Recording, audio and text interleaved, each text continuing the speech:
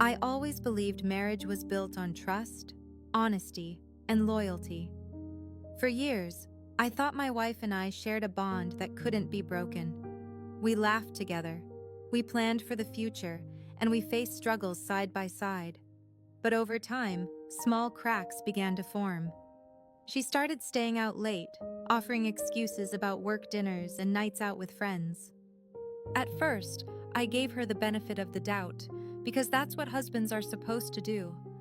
I told myself she was just busy, maybe overwhelmed, and I didn't want to be the insecure husband questioning her every move. Still, deep in my gut, something felt wrong, something I couldn't fully ignore. The signs slowly became impossible to dismiss. She guarded her phone like it held nuclear codes, smiling at messages, then locking the screen the second I entered the room. Her perfume clung to her clothes long after she should have been home, and she often went straight into the shower when she returned, as if trying to wash the night away.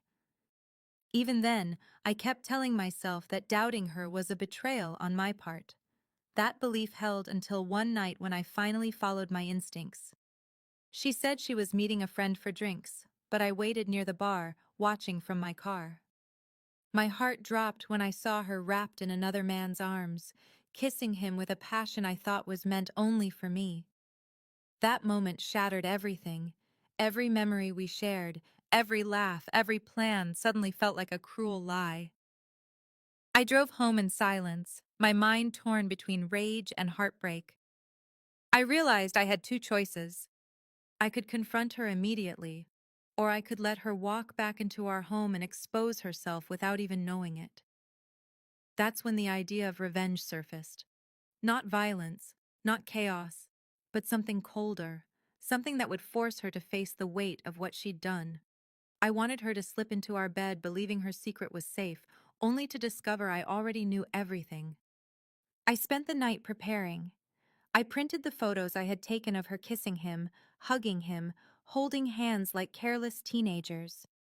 Each picture told the story of her lies, of the life she had been living behind my back. I arranged them carefully on her pillow, right where her head would rest. I also wrote a short note, 5 simple words. I know it's over now. My hands trembled as I placed the evidence, yet inside I felt strangely calm. The truth was no longer hidden. I didn't need to shout or argue. The photos and the note would speak for me. Hours later, I heard her key turn in the lock. My heart pounded, not with love, but with anticipation. She slipped inside quietly, assuming I was asleep. I pretended to snore as she moved around, undressing and sliding under the covers like she had so many nights before. But this time was different. She reached for her pillow, her fingers brushing against the papers I had left behind. Confusion flickered through her movements as she lifted the photos into the dim glow of her phone. The gasp that left her lips was sharp enough to cut through the silence. Her breathing sped up as she flipped through each image, realizing she had been caught in every lie she thought she'd escaped. Then she read the note. I felt her body stiffen beside me, trembling under the weight of exposure. She whispered my name, her voice breaking, but I stayed silent, eyes closed, letting her sit in the shock of betrayal reflected back at her. For once, the roles were reversed. She was the one afraid of what came next.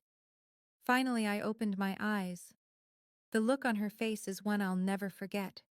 Wide-eyed, pale, desperate. "Please," she stammered. "It's not what it looks like." The classic excuse. I almost laughed. The proof was in her hands, undeniable.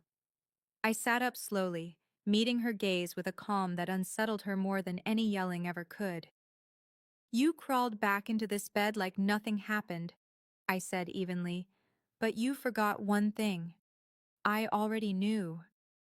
She tried to reach for me, but I pulled away, the wall between us now impossible to cross. She begged, tears streaming down her face, swearing it was a mistake, insisting she still loved me.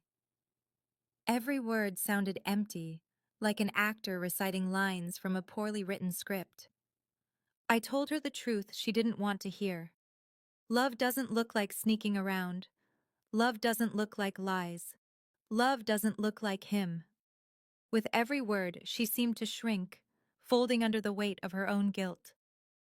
Her pleas grew frantic, but my resolve only hardened. I knew then our marriage was over. I got out of bed, grabbed the small suitcase I had packed earlier, and walked toward the door. She tried to stop me, gripping my arm, but I gently pulled free. This house, this bed, this life, we built it together. But you destroyed it the moment you chose him over me. Her sobs filled the room as I walked away, but I didn't turn back. For once, I wasn't the one left in pieces.